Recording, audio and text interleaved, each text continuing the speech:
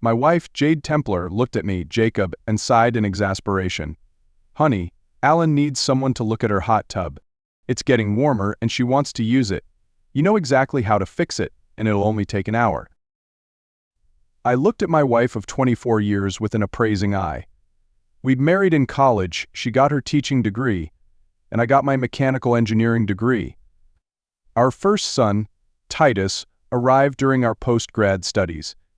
He's 21 now and following in my footsteps, studying mechanical engineering.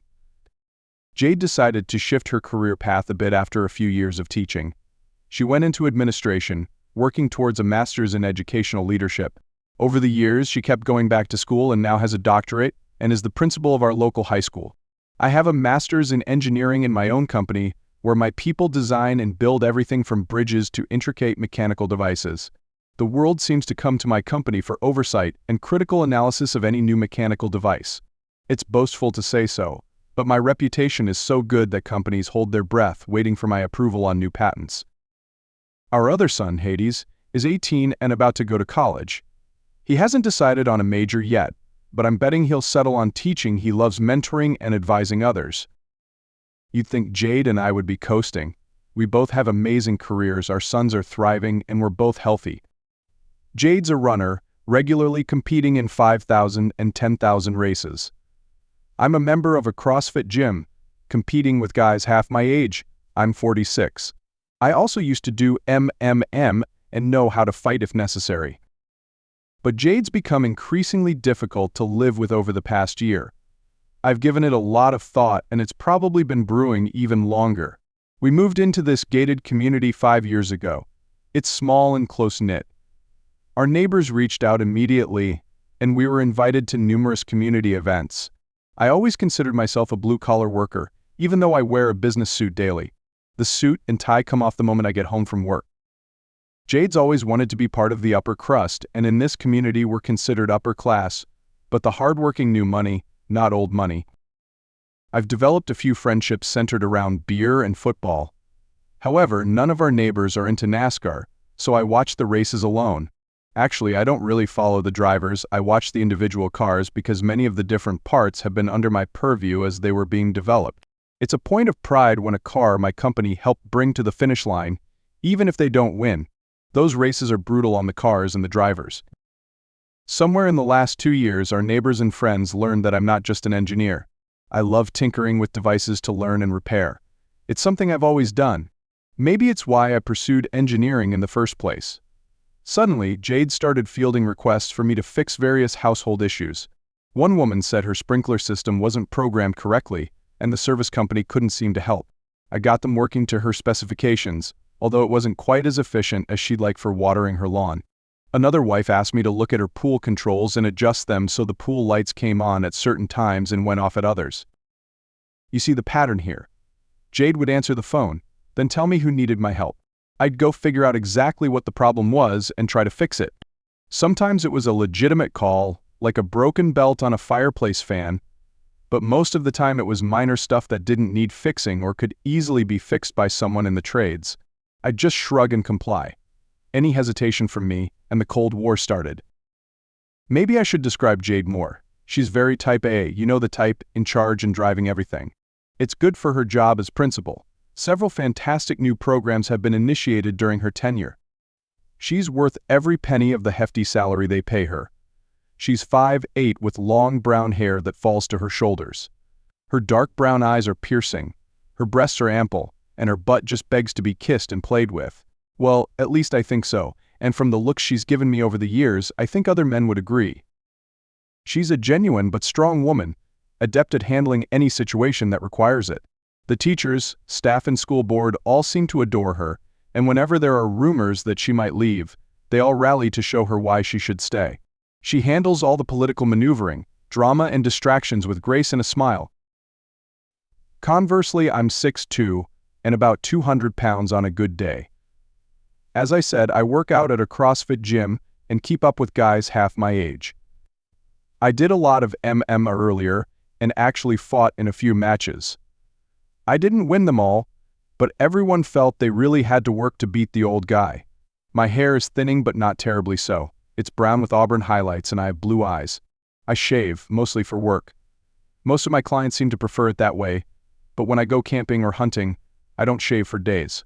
One of my goals is to get a big camper van and a bike, actually a motorcycle, and travel. My ideal retirement is to travel, park and camp, and then cycle around the countryside before moving on. Unfortunately, Jade wants to travel in style and stay at top-rated hotels with great amenities like pools, spas, and expensive restaurants. Of course, none of this is relevant to the issue at hand. Jade wants me to go fix some minor issue at one of the neighbors' houses and I'm getting sick of it. Not the fixing of the issue, but the blatant flirtation from whichever woman calls. For instance, Grace, the first one who called on my expertise to fix her sprinkler system, showed me the controls while wearing a tight-fitting tank top and super short, tight shorts. She wasn't wearing a bra, and her large nipples and even areola were visible through the fabric. Her shorts were so short and tight that a portion of her labia was peeking out and quite visible. I know, how someone dresses in their own home isn't my business, but then she would rub up against me and even grope my butt, and then my penis. I tried to tell her I was happily married, but she countered with the same comment. She was also happily married, but they had an agreement and an open marriage. Everything just had to be discreet, and she knew I'd be discreet. She's beautiful and very attractive, but, as I said, I'm happily married. I escaped her clutches. When I got home, Jade asked me how it went. I just told her that I got it programmed the way Grace wanted. Then she asked me about Grace. I was a little flustered. Finally, I told her the truth. Grace was a little over the top. She dressed provocatively and rubbed up against me as much as possible. I don't know what she was selling, but I wasn't buying. Jade seemed disappointed for some reason. When I asked, she perked up instantly. I'm so disappointed in Grace I can't even talk about it. I thought she was better than that. I love you, honey, and I'm proud that you're so strong against temptation.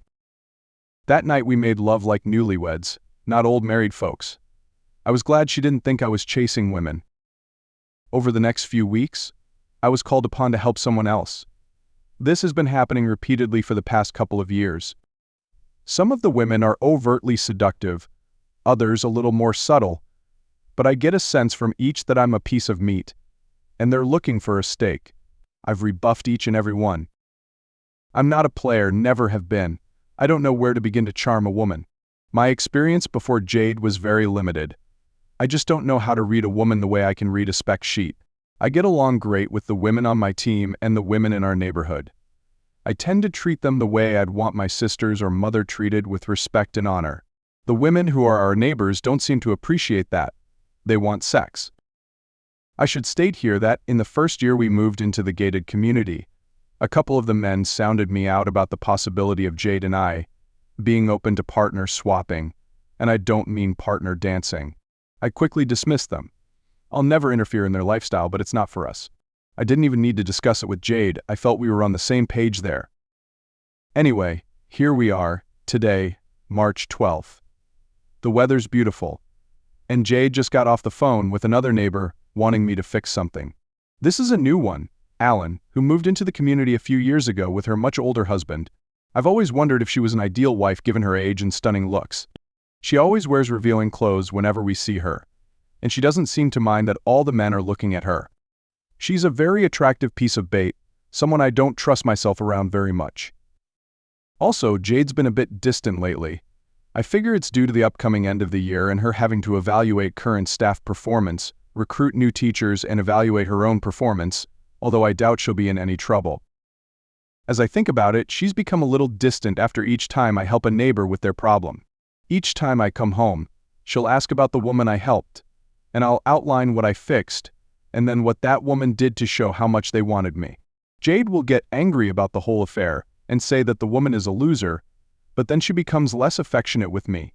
I'll go to my workshop, I don't have a home office, and tinker on this or that project and try to avoid the dark cloud that's settling over the family. She'll be cold to me when I finally drag myself to bed, but by then I'm too tired to try and understand her. Like I said, I can read a spec sheet or a blueprint, but women, even my wife, are much more difficult to read and understand. Now Alan wants me to install a new filter and pump for her hot tub. Between the lack of affection from my wife of 24 years and the blatant flirtation from Alan, I dread going to her house alone to do anything, let alone the hot tub. If I go, Jade, will you come with me? Are you kidding? No, Jacob, you know I have a meeting tonight with the personnel committee. We have to review promising applicants and see who we're going to interview. I'd forgotten. I shrugged. Look, I don't trust Alan. She's selling sex, and I believe she has plenty of buyers, but I don't want to be one of them. She's very attractive, and I know how much it would hurt you if I went over there and fell for it. I'm sorry, she can call a repairman. Oh pooh, I don't believe that for a minute. She loves her husband and would never do anything to damage her marriage. She paused and chuckled. You must be delusional if you think she would be tempted to have an affair with you. You're at least 15 years older than her, and I believe she could have any young guy she wanted if she wanted Kaz. She tried to charm some fellow. I think you're safe, old man. Her suddenly calling me old man and implying I have no sex appeal stung, but I stopped the retort forming on my lips. Where did this kind of comment come from? She's never commented on my age or sex appeal before. Why am I now refusing to go to the house of a bombshell and fix her hot tub? I may not understand women much, but this conversation stinks worse than an 8-day-old fish left in the sun. What in the world is going on? Jade pressed her attack. Look, I told Alan you'd come right over. Are you trying to make me a liar to my friends? Just go over there and fix her damn hot tub, okay? I countered. Actually, I'm really annoyed that you volunteer me for all this odd job repair work without even asking me. What if I had an important meeting scheduled when you set these things up? What if I had to leave town for a day for an emergency meeting? After all, I just got back from one of those meetings. I wouldn't ever ask you to do any of these things for my girlfriends if you weren't standing right there, clearly available to go and do whatever. I am proud of the fact you can fix almost anything, and that their husbands can't change a light bulb without instructions. You are far better than any of them. I couldn't resist, right? The old man can't attract a horny widow any better than any of our friends. I shook my head in disbelief. I think Jade realized the contradiction she'd just created. On the one hand, I was too old to attract any women, but I was far superior to any of our other male friends because I could fix their minor household issues. She reverted to her tried and true line. Honey, I love you, and you mean the world to me. Can you help me with Alan's hot tub? If I were Spider-Man, I'd say my spider sense was tingling. What made this so important? What was the big deal about prepping a simple hot tub for nice weather? I stood my ground. No, I'm fed up with going to any neighbor's house and fixing some piddly little thing, and almost having to fend off these women at the same time. If I were a player, it would be easy to get caught in this community, but I'm not a player. I don't want to pursue any other woman because I only love you. I don't see sex as just a physical act. If I'm going to have sex, I want the romance and love to go with it. I paused and looked at her with my steeliest gaze. I don't know what the hell's been going on for the past few months, but I've suddenly realized that the more I resist their advances, the less affectionate you are with me. So what? Do you think I actually slept with those women when I went to fix things? Is that why you've been angry and cold to me for days and weeks after I do these little jobs? She tried to downplay her past reactions by denying she'd ever done that, but she didn't account for my memory. I could recall the exact dates and what happened. I started outlining them to her and her reactions each time I came home. It was clear to me that she believed I was sleeping with the whole neighborhood, and that's why she'd been cold for days to weeks after each repair. She continued to deny that she thought I was having sex. Conversely, she believed me. She said so. She tried to claim she was disappointed in her friends for the fact that they seemed to be coming on to me, the fact that she implied I was making up this whole bad storm, and that none of her friends actually propositioned me for sex, and that it was all just my imagination. I was fed up with it.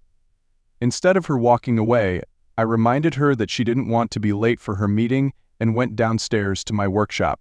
I was only there for a few minutes when I realized I didn't have any beer in my mini fridge, and I was thirsty after a day of work and arguing with Jade.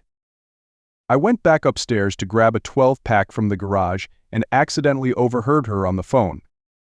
It was only a one-sided conversation, but my spider sense was tingling again.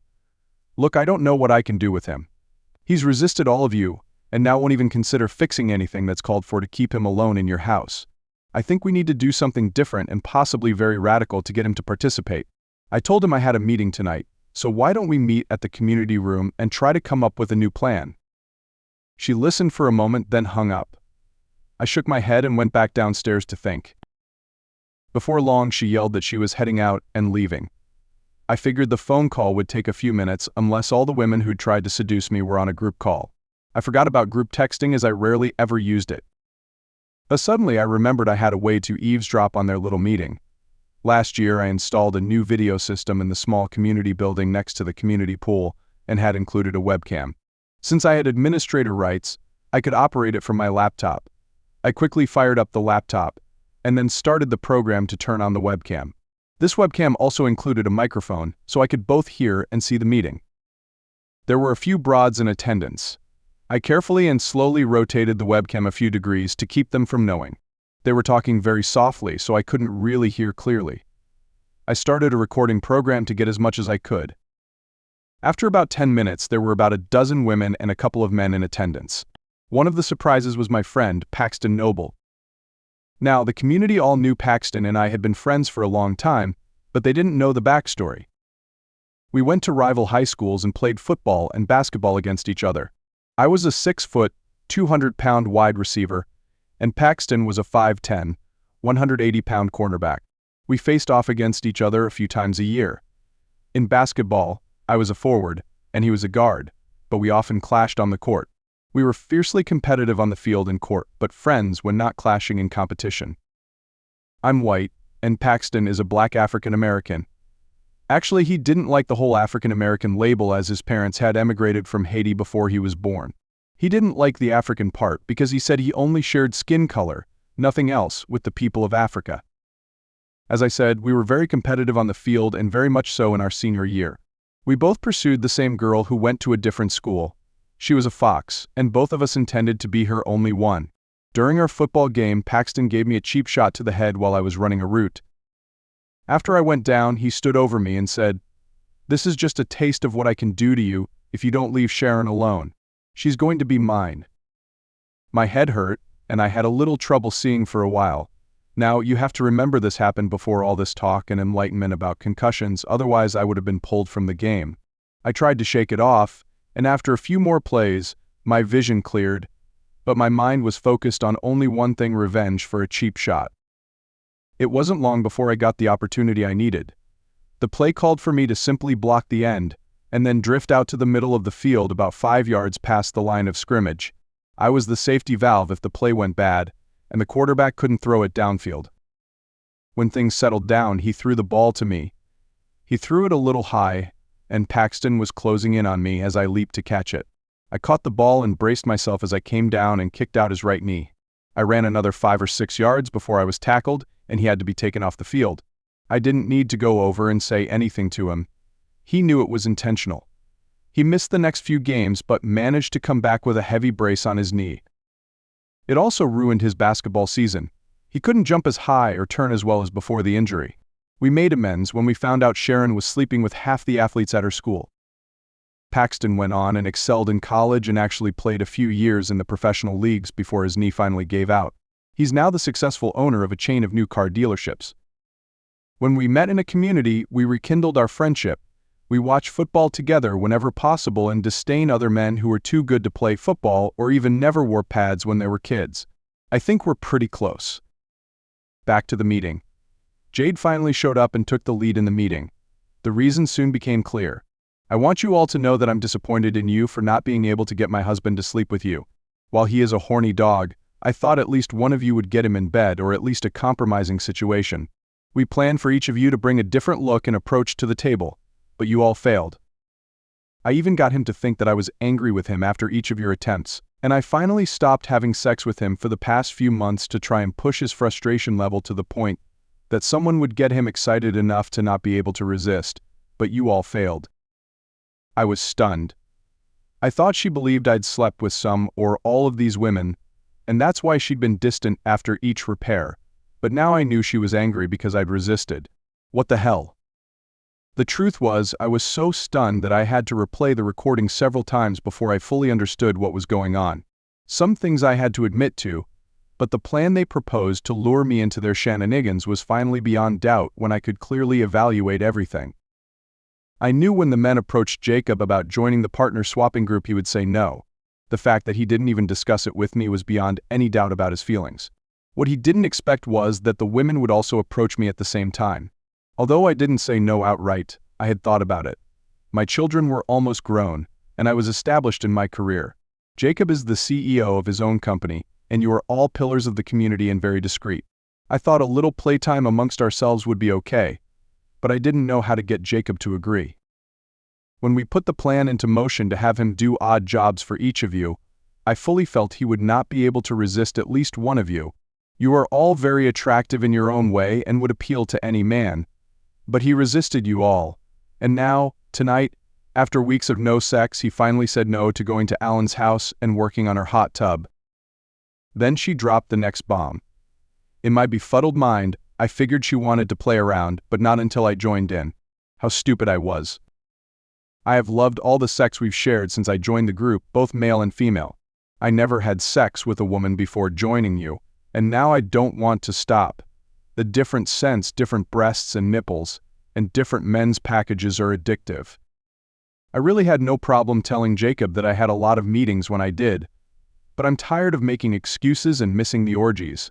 I want my husband to join us. I know he could have a great time with everyone, so what do we do now? Then the women brainstormed different ways to get me to join them. Most of the men were silent. I came to the conclusion that the women controlled this whole group, and the men happily followed along. Jade looked to Paxton for some sign, but he just shrugged.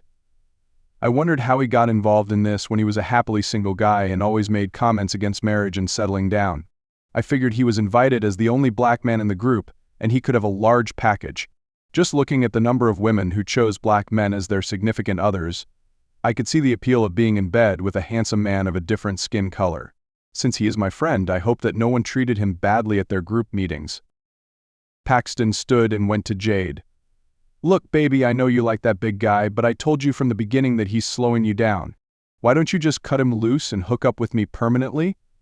You know I'll let you have your fill of sex, and will always have my dick ready to welcome you home. No worries, no fuss, no muss with me?" I realized Paxton was no longer my friend. He was clearly having an affair or wanted to have one with my wife, and was ready to oust me. I guess he never got over the knee incident. I know now that he has to wear a brace every day just to be able to walk. He must be in constant pain that he hides from me. Jade shook her head. "No, not yet. I love you both, but I love Jacob more. I love the size of your dick, and how your skin looks compared to mine, but he's still the one who excites me the most. Everyone else is different, not better. I want him to join the sex party we're having here." Some ideas were floated about robbing, beating, and threatening me if I didn't come along. Luckily, those ideas were mostly dismissed. Other ideas involved some kind of drug and then blackmail. A couple just wanted to get me drunk at a community party, and then I'd wake up with one or more women in bed with me. Of course, I wouldn't be able to refute their claims that I had sex with anyone I woke up with. Some of the men liked that idea but said they wanted pictures of their dicks in my mouth while I was unconscious. They felt that would be satisfying revenge for making all the women lose focus when trying to get me into the group for the past few years. My impression was that all the men wanted was more access to Jade. They didn't care if they had to share their women with another man. Thus, with Paxton being single, they now had parity. If they could get me to agree to Jade playing around, they would be happy. No more sneaking around. I also got the impression that they thought they were all better than me. I know my eyes narrowed when I thought of that. The idea that gained the most traction with the group was a combination of a knockout drug and alcohol, as I didn't drink much at any parties.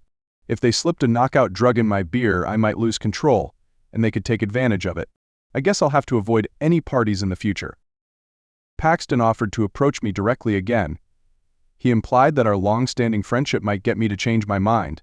I shook my head at his comment. I'd have to come up with a suitable response for him. My wife ended the meeting with an announcement that she had seduced 3 female teachers, and they were eager to become members of the swap club. Even the women clapped. I was left with the question, who was the woman I married? I never had a clue that she was bisexual or had a need to experience different dicks. Was it the power position she had in the community? Had it warped her value system? I ended the webcam meeting after everyone left the building. I made sure the recording was intact and uploaded it to the cloud for safekeeping. I had a few more beers before falling asleep in one of the spare bedrooms in the basement that we always kept ready for family or visitors. Before going to sleep, I took some empty beer bottles from the trash and the ones I finished that night and placed them all on the nightstand next to the bed. I laid one bottle on its side and spilled a little beer onto the carpet there. That small spill gave off a rather strong smell. My intention was to make Jade think I'd drunk too much on one of my rare occasions so that she would leave me alone that night. It must have worked. When I woke up the next morning, there was no evidence Jade had bothered to check on me, except the spilled bottle was now upright, along with the other empty bottles. I smirked to myself. I didn't have to deal with her last night when she finally came home. I imagined different scenarios, including her having sex with Paxton before coming home from her personnel meeting. Now I wondered how many meetings, games, etc. she actually attended. How many times did she tell me about a mandatory meeting that was really just a cover to go have sex with some of the neighbors? Good Lord, I might drive myself crazy with all the thoughts running around in my head. I went upstairs, showered, and shaved. I also went into the kitchen and dropped a pain pill on the counter and left a glass of water there to make her think I wasn't feeling well. She was gone by then. Did her day always start that early? Again, I'd drive myself crazy if I didn't rein myself in. I'd always relied on my analytical mind to keep me on track, and I needed it now more than ever. I called the office and called in sick. Actually, I could take a few days off as I have very good people working for me. Sometimes I only feel needed when we have to handhold, figuratively worried clients. Somehow my presence seemed to calm things down and help people think more clearly about the actual problem and not the worries about what might happen. I had a vague plan and needed some answers to know where I could go from here. First, I called my law firm. As a small company, we retained a contract firm as needed, and occasionally disgruntled employees or clients felt the need to litigate. The firm handled corporate law, but they had a couple of self-proclaimed divorce lawyers I could talk to. I called my accountant, and we made a quick outline on how to keep the company away from Jade's hands in case of a divorce. He did that right away. As a corporation, she could only claim stock in the company. I just had to protect it. My marriage is on the rocks, and I'm trying to figure out my next move. I've been doing a lot of soul-searching, and honestly, things look pretty bleak. My wife, Jade, refuses to have sex with me, even though she claims to love me. She suggested I sleep with other women, which she seems to view as somehow cleansing our vows. Then there are the kids. Titus is almost finished with his undergraduate degree, planning on going straight to grad school. I hope he'll come work with me, but I understand if he wants some independence. A split between Jade and me shouldn't hit him too hard. We'll still be his parents, even if he doesn't need us as much anymore. Hades is different. He's more sensitive than Titus. That's not weakness, just he's 18, spreading his wings. And I'm worried about the impact a divorce would have on him. I could easily see him dropping out of college to comfort his mom if we split now. So I've been brainstorming. Can I fake being in love and keep her distracted? Should I pretend I have a terminal illness like cancer? Or maybe I should fake a drinking problem after last night. That seems plausible. What about another addiction, gambling, sex addiction, drugs? A little of everything. Maybe I should start watching extreme porn and stay up all night to create a persona of being into bizarre fetishes. It needs to be something beyond group sex, lesbianism, or even interracial sex. Perhaps something painful and kinky? But I don't want her thinking I'd actually hurt her. Lunchtime arrived. I made a quick sandwich and wolfed it down. The hunger surprised me. Usually I'm obsessive about tidiness, but I left the sandwich crumbs, plate, and knife out. I rinsed my glass but left an empty beer bottle by the upstairs trash. Small things. Maybe in a few days I'll leave more empty bottles where she'll find them. Wine. Gin? Vodka? Whiskey? Bourbon? Beer? I'll have to consider my options. I met with my lawyers. One scoffed when I explained my situation. He's clearly a player, so I asked him to leave. He works at the firm, so I know he's not representing Jade, but I doubt he'd enthusiastically fight for me if he thought I should just go along with my wife's plan. The other lawyer was more discreet. She promised to protect my interests if I got divorced. I showed her the video. She advised that it might not be admissible in court. It was secretly recorded in a semi-public space, not fully under my control. We agreed the video gave me leverage with Jade. Nobody wants that kind of thing surfacing online. Embarrassing videos can ruin careers regardless of their legitimacy. After the lawyers, I went to the Harley dealership. I picked out a touring bike, more comfortable for long trips. Next door was an RV dealer, and I browsed Class A RVs. I could see myself touring the countryside, exploring our amazing continent. Some plans are starting to solidify. I grabbed a few dark beers at a local pub before heading home. I spilled some beer on my jacket, then stumbled in, acting drunk. I wasn't drunk, but I know how drunk people behave, and I was aiming for a convincing performance for Jade. She was furious. I was over an hour late. Punctuality is important to both of us, but that's about to change. Where have you been? I called the office. They said you called in sick. I tried calling your phone, but it went straight to voicemail. She took a deep breath. You're drunk. What the hell is going on? You never drink more than 1 or 2 beers at a time. I stopped, swayed slightly, and stretched to my full 6 feet. I considered her questions before raising a hand. I addressed each one individually. I went out. Then, pointing vaguely with another finger, I narrowed my eyes, focusing on my fingertip.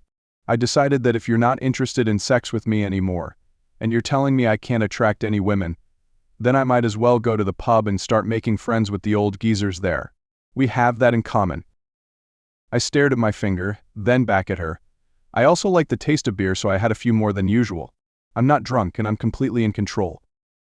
She sniffed, unconvinced I was sober and in control. I guess my acting needed work. I stumbled to the table, almost falling into a chair. Oh, when did we get a rocking chair? I laughed at my own joke. Jade didn't find it funny. I waved dismissively. What's wrong with you, woman? I had some beers and you act like I'm an alcoholic. Am I embarrassing you somehow? Afraid the neighbors will gossip? She threw up her hands. Damn it, Jacob, why today of all days? Paxton called wanting to talk, and here you are, making a mess. Wow, I'd really gotten to her. She rarely swore, even when passionate. Not with me, anyway. But I have no idea how she acts with her other lovers. Perhaps she's actually vicious with them. I shook my head as if dizzy. I acted like I was trying to process her comments. You say Paxton's coming. Why?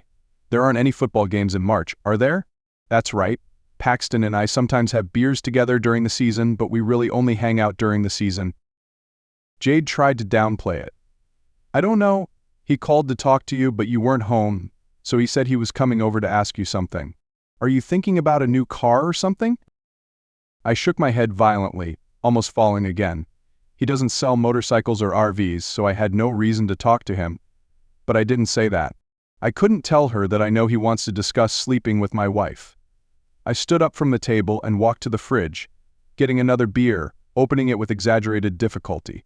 Simultaneously, Jade asks if I think another beer is a good idea. I nodded. I made my voice as slurred as possible, a little louder than necessary. Yeah, I think another beer is a good idea. In fact, I think a few beers is a great idea. I've been holding back for too long. My business is failing and my wife doesn't want to have sex with me anymore. My best friend probably wants to sleep with my wife and add her to the collection of whores he always brags about. I let my voice trail off, bowing my head. I thought about the fact that my life was changing, and not in a way I wanted, and let a couple of tears roll down my face as I listened to my wife. What the hell, Jacob? What's going on? You mean your business is failing? She skipped over the rest for now? How could she defend not having sex with me? How could she say she liked sex when we hadn't had any intimacy in weeks? The failing business idea was something my accountant and I had discussed. Of course it's thriving, but she knows nothing about my business. The fact is she once introduced me as a mechanic instead of a mechanical engineer. With my penchant for fixing broken things, I guess that's what she thinks of me, a regular mechanic making lots of money. Since she doesn't even look at our tax returns except to sign them every year, she doesn't know how much I make. The accountant thought this oversight might work to our advantage. I shrugged. Where did you hear that? Who talked about the company? As a drunk, perhaps I wouldn't remember revealing the secret. She tried to explain how she discovered it. You just told me while you were ranting about being drunk. You said the business is failing. I shook my head again. God, it was hard not to smile at her right now. No, nobody knows, not even the managers. How did you find out? Don't hate me because I'm a failure. I sobbed, letting more tears flow. Not too hard. The death of trust and faith will do that for you. Finally, I stumbled into the den, collapsing onto my favorite chair and acting as if I'd passed out. Jade came in and tried to rouse me for a few minutes, but I kept pretending to be unconscious, even when she vigorously rubbed my chest. A paramedic once told me that this kind of stimulation is most commonly used to try and wake someone up, but patients who know the trick won't react to pain. He always used other unpleasant ways to cause a painful response, and had told me a few of them. The doorbell rang, and Jade had to abandon her attempts to wake me for a few minutes while she went and let Paxton in. She spent another few minutes informing him of my drunken, unresponsive state. After a few more minutes, assuming he was trying to kiss, hug, or perform any other sexual act on her, he gave up and came into the den. I closed my eyes as I felt him looming over me. This could get serious. Paxton could, and probably would, inflict some pain on me. Since I now knew he wasn't in love with me, I could get seriously hurt here. With my eyes closed, I didn't even know where the blow came from. He patted my shoulder and called my name. I didn't respond. He patted harder, calling my name again. He lightly slapped my face and called my name again. I groaned slightly but didn't open my eyes. He slapped me again, a little harder. A few more like that, and I'd start to have a very large red mark on one side of my face. I groaned again, pushing his hand away. I could feel his satisfied grin. "Jacob, you stupid, miserable son of a bitch. I wish you could see how hard I am right now. You're so drunk I can practically get Jade to have sex with me by leaning over your desk right over there. Every time I have sex with her, I think of how you know nothing, you fool." He slapped me harder. The sound echoed through the room. I didn't know where Jade was, but she didn't say a word to stop him. I guess he asked her to stay out of the room while he woke me up. It was time. I cracked open my eyes just enough to be sure of his exact location. I started flailing my arms, as if in pain from his assault. As he tried to dodge them, I kicked out and again hit his bad knee. Despite his brace, I hit his kneecap squarely. He yelped and crumpled to the floor. I leaned forward and whispered in his ear, "If I ever see you again, you son of a bitch, I'll shoot you for sleeping with my wife and pretending to be my friend. At the very least, I'll make sure you never walk again, and no whore in the county wants to sleep with you unless it's out of pity." I don't know if anything penetrated his pain-filled brain, but I felt better. I staggered to my feet, remembering to keep up the drunk act as I left the room. Jade was entering as I exited, no doubt to find out why Paxton was suddenly crying in pain. We met in the doorway. I stumbled, somewhat deliberately, and pushed her into the doorframe. I mumbled something about needing to throw up and let her try to regain her balance as I made my way to the nearest bathroom. I paused at the door and looked around. Jade was nowhere to be seen. I assumed she was sympathizing with her lover and trying to soothe his pain. I straightened, went out the door, into the garage, and drove away before she could respond. A few blocks from the gate, a black and white cruiser pulled me over. I wasn't driving that fast, so I suspected my dear wife had called 911 and told them a drunk driver was causing a disturbance. I pulled over. As one officer approached my side, I saw his partner go to the other. I guess I'm a bad man now. I rolled down the window to talk to the officer. He asked me to step out. I admitted to having a few beers earlier. I passed the sobriety test and even the breathalyzer. We chatted for a bit as the tension eased. I tried very hard to be pleasant and open with them. I even told them some of my woes about Jade. I didn't mention the assault on Paxton, though. That could turn them against me. Clearly, she hadn't called them to report an assault. While we were talking, an ambulance arrived, its siren wailing, pulling into the gated community. Did Paxton need an ambulance? Possible, but I'll probably never know. The officers let me go, telling me to change clothes because mine smelled of beer. I agreed. I went back to the car and waited around the corner until the ambulance passed. Probably headed to the hospital, but without lights and sirens blaring. Soon after, Jade drove by in her car. I figured she'd be holding hands with her lover while he got treatment for his new knee injury. I went back home, grabbed some clothes, and packed a bag. She'd assume I'd been arrested. No reason for her to think otherwise. I'd have my lawyer contact her tomorrow for bail. I checked into a nice hotel for the night. I had a client to see in the morning. The next day, my lawyer contacted Jade before she could leave for school.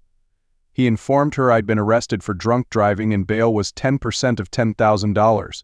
Jade argued with him about whether or not to bail me out before finally agreeing.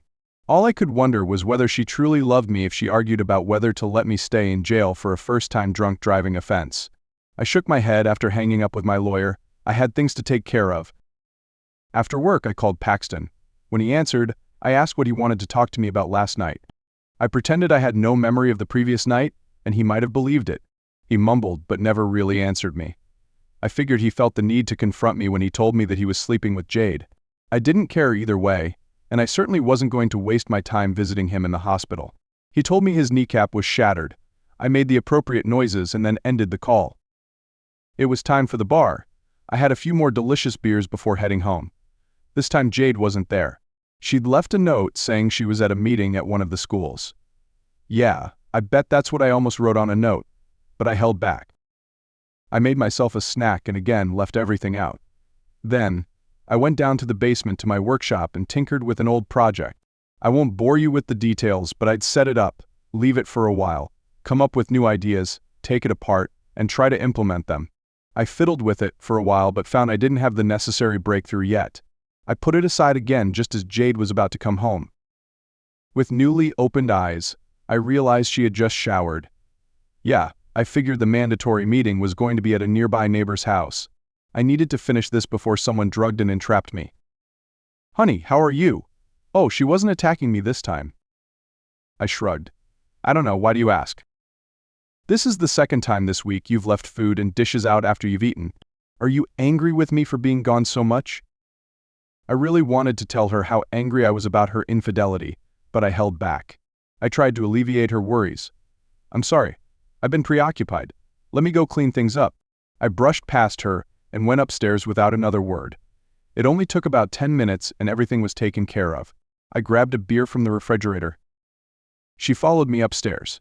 Since she rarely went down there, she wouldn't have any reason to linger. "Are you sure you should be drinking?" I countered. "Why not? I'm in my own home. I left the keys on the hook, and I'm not going anywhere. I can get drunk in my own home, can't I?" "Jacob, I'm scared for you. You've suddenly started drinking more than you ever have before. Last night you got so drunk you passed out on the chair in the workshop. When your best friend Paxton tried to wake you up somehow, you kicked him and sent him to the hospital. Then you left the house and drove away. The next thing I hear is that you've been arrested and jailed and I had to bail you out.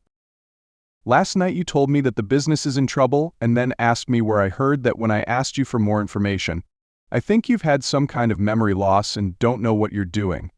This, along with leaving food out and not cleaning up after eating, which you never do, is a little frightening."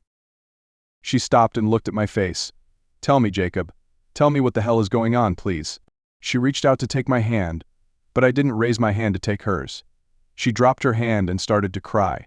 Somehow I wasn't overly concerned about her worry and distress. I took a sip of my beer as she slumped into a chair and continued to cry. I went into the living room and sat down. After a while, she composed herself and came to sit opposite me. "I'm sorry for that outburst, but I still need you to talk to me, honey. Is there anything I can do?" I wanted to yell at her and tell her to go back in time and stop herself from cheating on me, but I didn't because she couldn't, and I didn't believe she even wanted to. She just wanted me to agree with her lifestyle, and that wasn't going to happen either. I decided to be honest, to a degree. I don't know how you can do anything to change the outcome. It's too late for that. I just need some time and some space to sort things out. I stood up and walked around the spacious room. Hades is about to leave home and move out, so I'm wondering why we need a house with 6 bedrooms and 8 bathrooms. Maybe we should downsize. We could save a lot of money on maintenance and utilities if we move to a smaller place. We're always too busy to use the hot tub or the pool. Since she was out ahead of me in the mornings and almost had a meeting every night, she didn't know how much I used the pool to keep in shape. Jade would have none of this. No, I want this house, and it's perfect for us. I really hope the boys get married and want a place for them and any other family or friends to come and feel at home when they visit. I love this community and our neighbors, and I can't bear the thought of moving away from them. Yeah, it would disrupt your sex life if we moved. That's what I thought. What about us, honey? When do we have time for each other? I know you're busy, but you could start delegating some of your responsibilities so we have more time together. We don't have any alone time at all. You can't remember when we actually had time together to even hold hands and maybe have sex. Any lovemaking is rushed and, though satisfying, isn't the same, only making you think we're only having a quickie. We don't go out and have dinner together unless it's related to business or the school system. Can you get someone else to attend some of these mandatory evening meetings? Could we schedule some time for each other? Of course, she dodged all of this. I'm often home on many evenings when you're out. Maybe we should schedule better time for evenings. I want to attend more neighborhood gatherings. The wives always tell me how much they miss us and how much fun they have. Again, she didn't mention sex in the conversation unless you count indirectly mentioning neighborhood gatherings which might allude to a sex club. I waved her off. I'm rambling about that, Jade. I'm home at least 5 out of 7 nights a week. You always come in or call and inform me that there is an emergency or scheduled meeting or a game or whatever is going on, and then you head out the door. You come home many hours later and are too tired to even talk to me before going to bed. With the king-size bed in our bedroom, we don't even touch anymore when we're both in it. Thank God for the brown bottle. From that many feet away, she couldn't tell that I hadn't finished the beer. I held it up as if it were nearly empty. Damn, out of beer again. I'll be right back. I turned and went into the kitchen, and since she couldn't see what I was doing, I poured the rest down the drain and grabbed a new can. I realized I needed to get more beer. Better to get a few cases tomorrow. When I returned to the living room, Jade eyed my beer with displeasure. I took a large gulp and wiped my mouth. Since we can't agree on anything, I guess I'll go back to the workshop and try to figure out a way to keep paying for this monstrosity. Without waiting for her reply, I turned and went down to the basement workshop. I figured she didn't intend to change anything except for me approving of her extramarital affairs. With her income, she could keep the house, pay the utilities, and even the HOA fees. At least those included the lawn and landscaping. Around midnight, I went upstairs, showered, brushed my teeth, and rinsed with fresh mint mouthwash to get rid of the beer smell before getting into bed, making sure not to touch her while she slept. In the morning, I turned on the home computer and went to some porn sites showing men tying up women and inflicting intense pain. I opened multiple windows so multiple videos could run at the same time. If she checked, she would see that I was watching porn, something she always feared doing because it could be revealed and hurt her career. I chuckled to myself about what the school board and the public would think of her if her nightly activities were discovered. I called her secretary and asked if there were any meetings in the evening. When I was informed that Jade's calendar was still open, I made reservations at one of the city's top restaurants for dinner. I figured she'd come home or call about some meeting and I'd have to cancel, but I would use her feelings while I could. My lawyer called me around 9, and we had a long meeting. He'd worked out my options concerning the business, and we'd transfer all stock and control to a trust, and Jade wouldn't be able to touch it any time, because no stock would actually be in her name. Her lawyer would be screaming when he or she found out. Then I could become a freelance consultant and be paid directly by the company. Of course, my consultant fees could equal my salary and profit from the company, but she wouldn't know that. Then I went back to the RV dealer and negotiated a good price on a fantastic Classer RV. I also bought an enclosed trailer and had it wrapped to match the RV. The RV had 3 slide-outs and would be a great home to move into for me. I could use satellite to keep up with the world. Most campgrounds have internet access, so I could keep in touch with the office. My cell phone is national carrier and works in most places I go, and I can work when I want. I could fly back or to clients if needed, and then go back to the RV.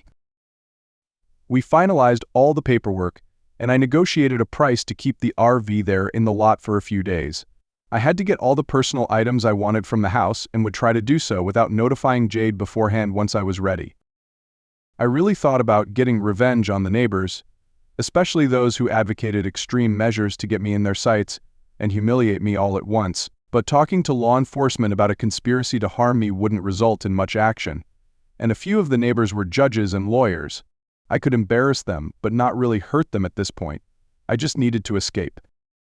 I considered a divorce, but decided that I wasn't in a hurry to replace my adulterous wife, so why not just leave? A good private investigator would be able to find me, but I wasn't running or even trying to hide, just getting out of here before something worse happened. I brought home more beer and some vodka and whiskey and made sure the seals were broken and some were missing so Jade could see that I'd been drinking more. The whiskey tasted good as I had a few sips so my breath would smell of it. I waited until 6 before calling Jade's cell phone. She answered on the 4th ring, just before it went to voicemail. She was curt with me. "What do you want?" "I'm busy."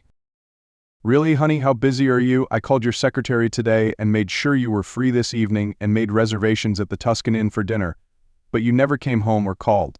What the hell is going on?" She couldn't formulate a coherent answer. I figured she was having sex with one of the neighbors, so I hung up.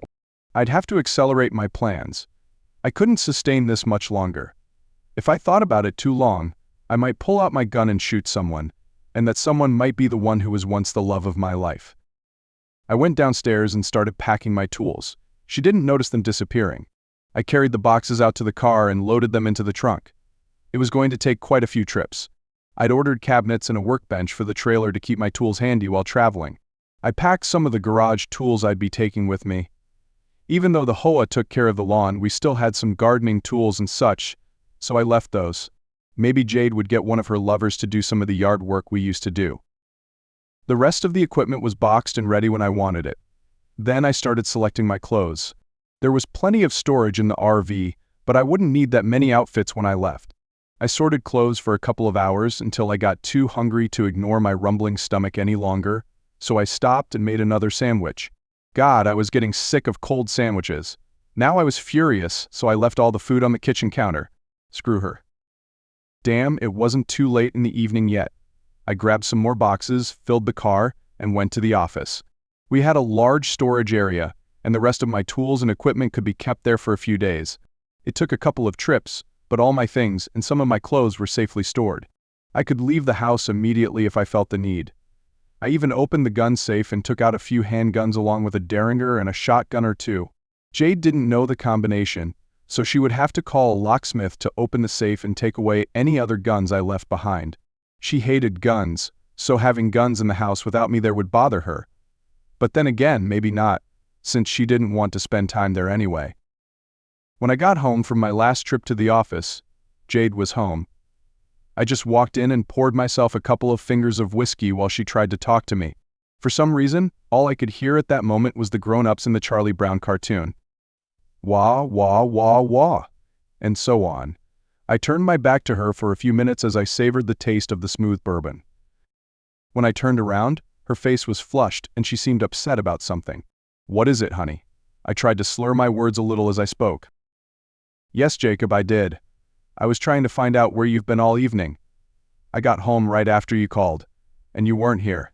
I thought we could still go out, but you weren't here. I almost laughed at her audacity.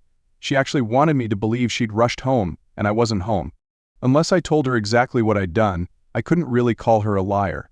So I lied to cover her lie. I was so upset when you called me that I decided to go out and get something to eat after I had a cold sandwich and canceled the reservation. I wanted a warm meal and some company, and you weren't here, and I don't cook, so I had to go out.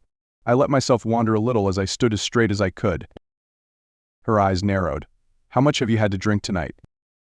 Clearly not enough because I still make sense.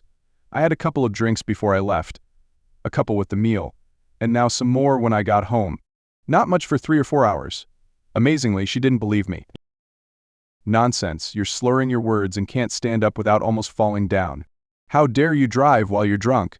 You got arrested once this week for drunk driving, and now you're playing with danger again. I decided to chuckle a bit. Playing coy? You forget that I'm old and can't attract anyone, so why would I play coy? And who am I playing coy with? She started blushing even more. I continued. Who am I flirting with? Is she pretty or a dog? Oh, okay, maybe I'll find a dog-faced girl to go out with me. All the weak pushies are gray in the dark, you know. At least I'd get some sex. I started chuckling at my own joke, and Jade stomped off to the bedroom and slammed the door. Oh, it looks like I'll be sleeping somewhere else. Damn, I thought I was pretty witty. She's lost her sense of humor.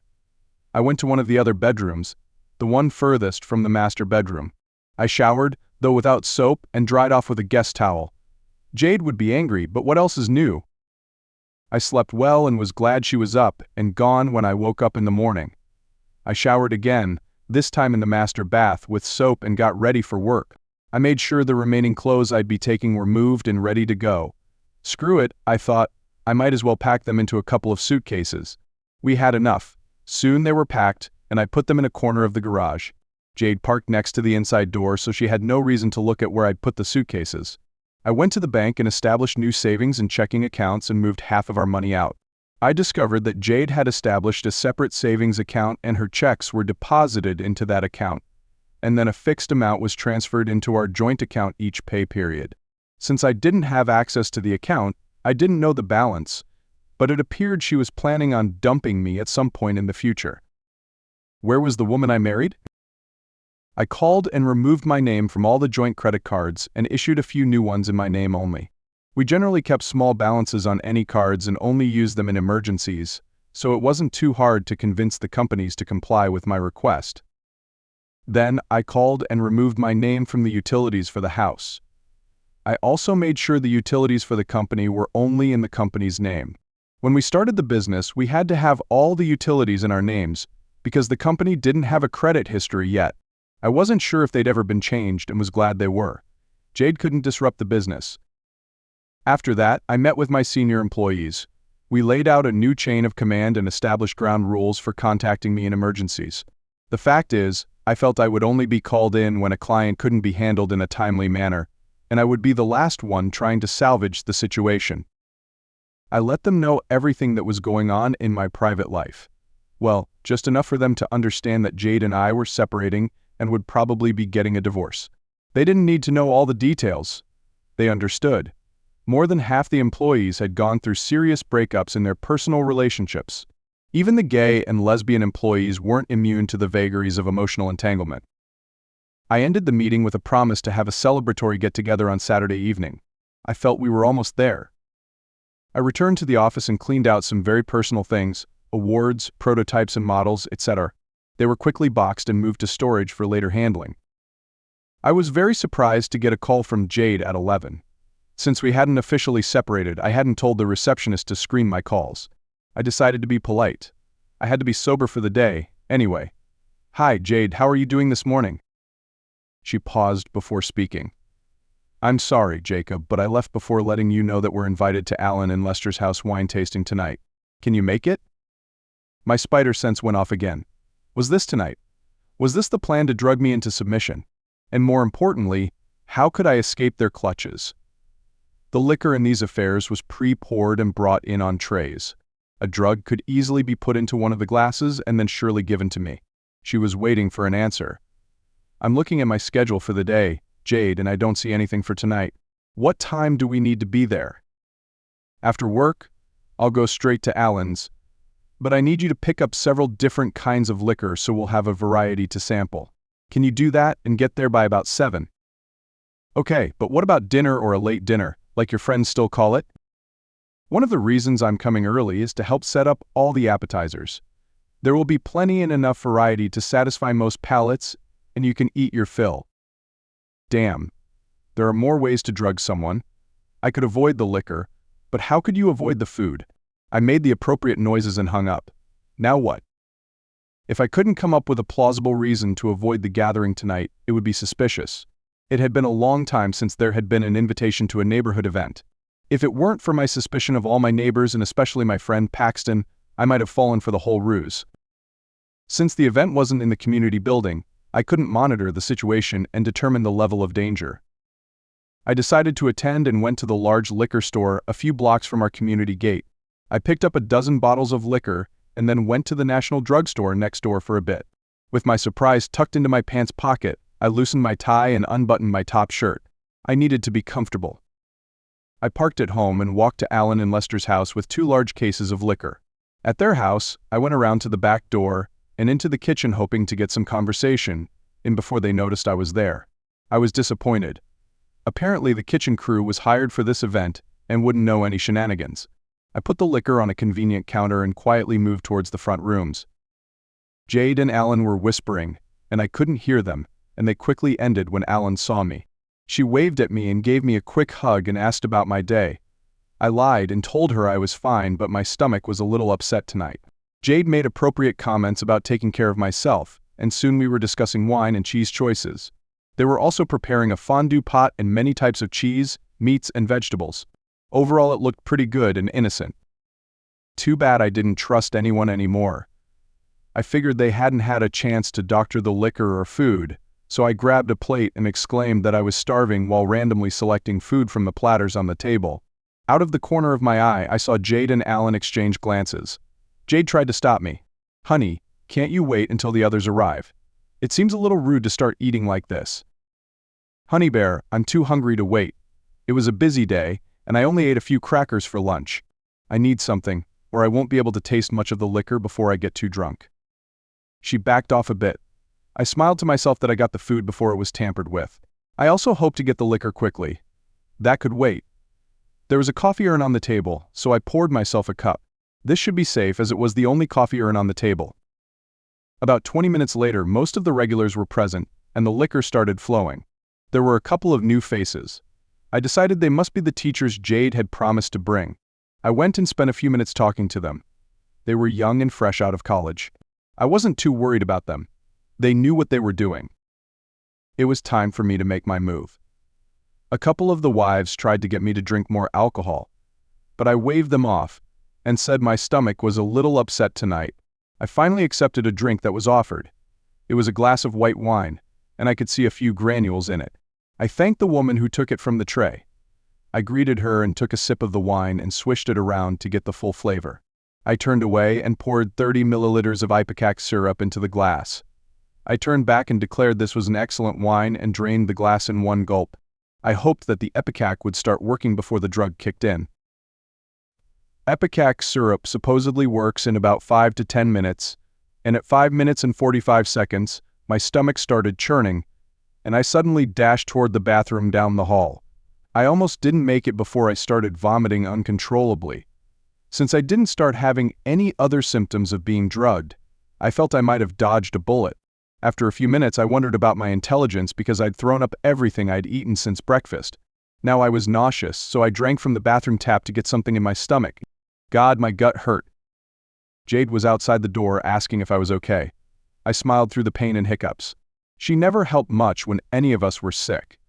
She'd vomit next to me or one of the boys when we were sick, so she tended to stay away when someone was heaving. I'd counted on this. When the most severe stomach pain passed, I asked Jade to help me home so I could lie down. She tried to get me to stay at Alan's, but I convinced her I needed to get home where I could be comfortable. I must have ingested some of the drug because I was a little woozy when I stood, but I felt completely in control. I apologized to the rest of the group as we went outside. We were only a few houses away from home. I refused to call it home anymore. I let Jade take me to the master bedroom and undress before getting into bed. I told her I was starting to feel dizzy. She made appropriate comments and even checked my temperature. It was normal. I let my voice slur a little as I told her I loved her and thanked her for being my nurse. After a few minutes, I pretended to lose consciousness and waited to see what she'd do next. I figured they had planned for me to become incoherent and then be unable to stop them. I wondered if she would continue her plan even though I'd vomited.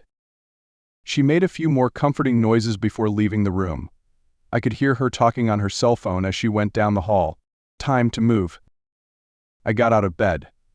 Not quickly because my stomach hurt from heaving. I left the bedroom and crept down the hall to where I could hear her. Okay, get here right away. He's ripe and ready. No, he's not vomiting anymore, but he's out like a light. We need to do this tonight or wait another week or two. Okay, bring the guys who want to shove their dicks in his mouth. The pictures will be great. Then she hung up. Tonight was definitely the night, and I needed to be somewhere else. I waited until she went into the kitchen and crept to the front door. I was stopped there. Someone had come up the walkway. I slipped into the coat closet next to the door and hid behind the coats there. About 5 or 6 people carrying cameras and lights. I was going to be a star, not. They all quietly went up to the master bedroom, and I took the opportunity to slip out of the closet and out the front door. I raced to the main gate of the community. It was closed, but it only took a moment to punch in the code to open it. As the gate swung open, I could hear someone near the house calling my name. Fools if they thought I'd actually answer. I was a little dizzy, so I knew I couldn't run too fast or I'd fall. I hid in the bushes on either side of the gate until the dizziness subsided a bit.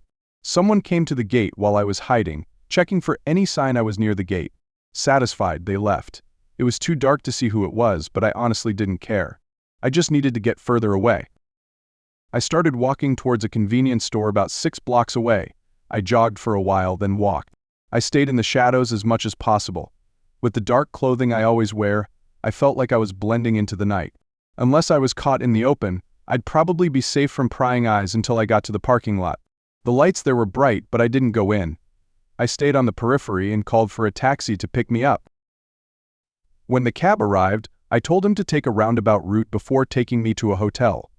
There, I had a few unpleasant moments when the night clerk wouldn't rent me a room because I obviously didn't have any luggage. It took a call to the manager, who checked my information before I could get a room. I was sweating a bit. I was vulnerable in that lobby. Jade and her friends could have spun some nonsense to the staff, and gotten me thrown out while everyone was trying to figure things out, but in my room, I could lock the door and not worry about that afterwards. Once I locked the door to my safe room, I let out a sigh of relief. I checked my phone. I'd put it on silent when I got to Lester's and hadn't checked it since. There were multiple phone calls, texts, and voicemails from Jade and a few others. I deleted them all. I didn't care what she wanted or thought anymore. That bitch had planned to drug and humiliate me into submission.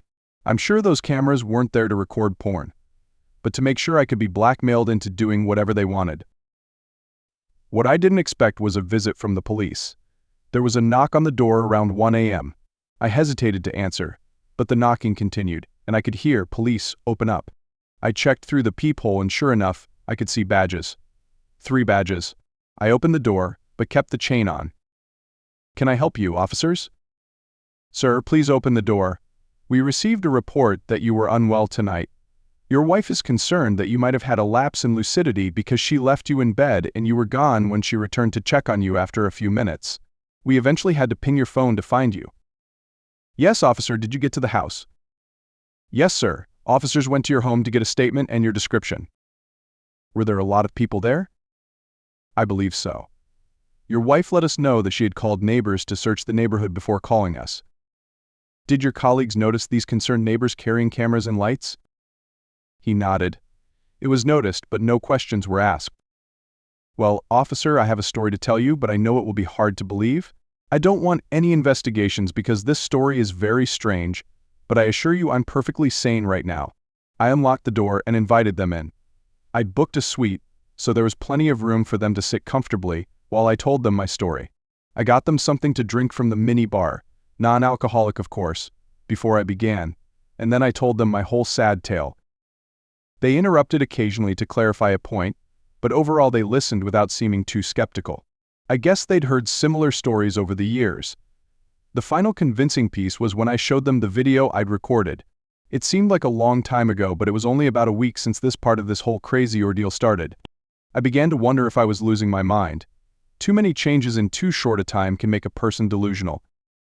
One of the officers then informed me that they could take everything I said and the video to the district attorney, but they had seen one of the judges in the video.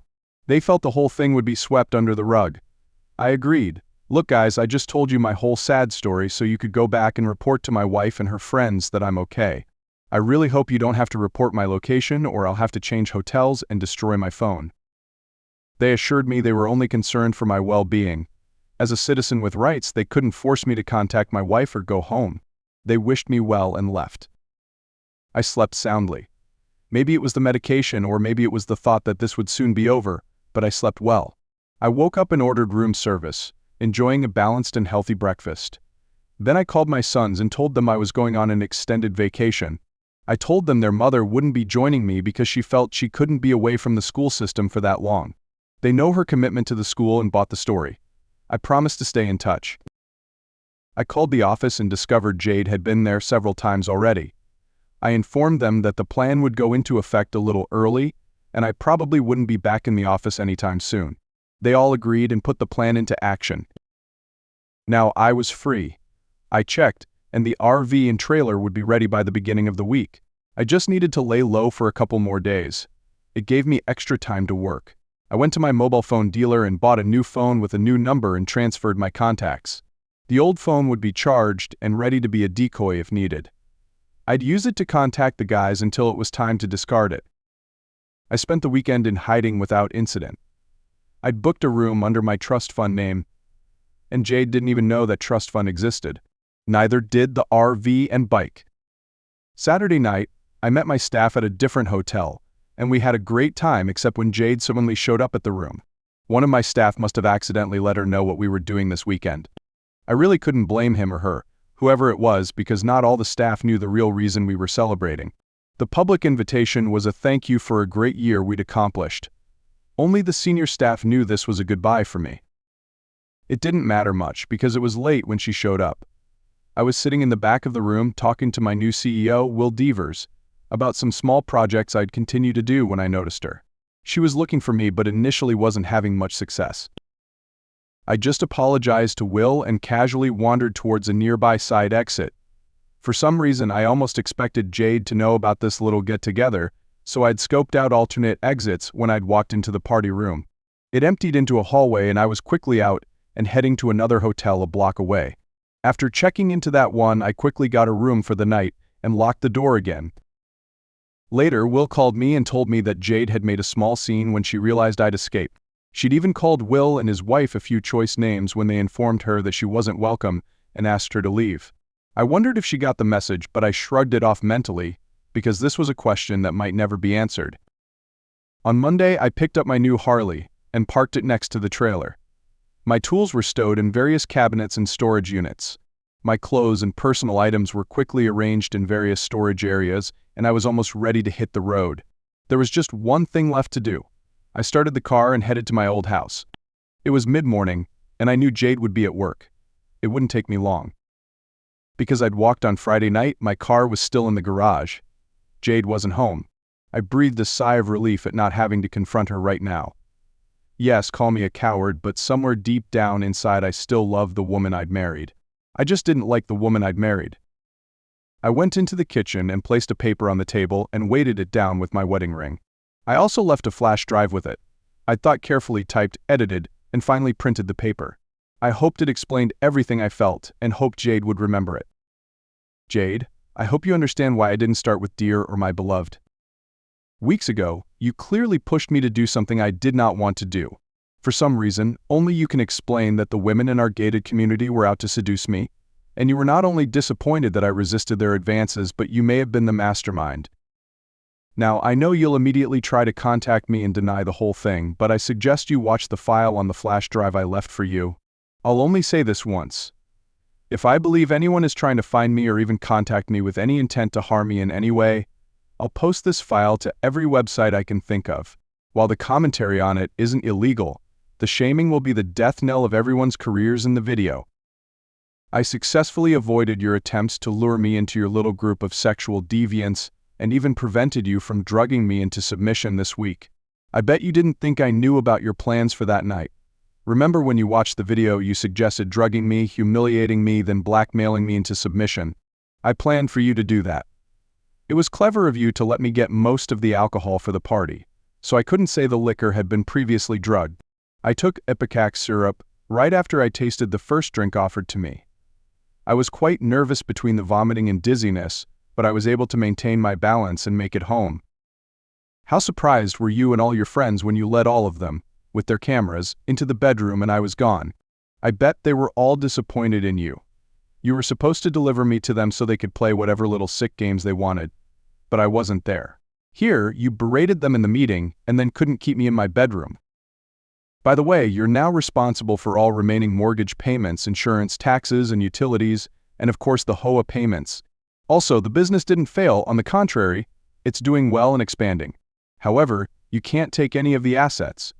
The corporation has been placed into a trust, much like a politician does after election. All his assets must be placed into a trust to avoid the appearance of impropriety. I will have virtually no income now while I travel and see this beautiful country. I might get some freelance consulting from time to time to tide me over. Incidentally, have one of your miserable mistresses, preferably a lawyer, look into breaking the trust. I'm almost daring you. If you try, my lawyer will have the video and will gladly share it publicly. I'm sure some social media outlets will be happy to expose all of you cheating bastards. Maybe even some tabloid companies would want the information. You'll all look great on the cover of a grocery store tabloid.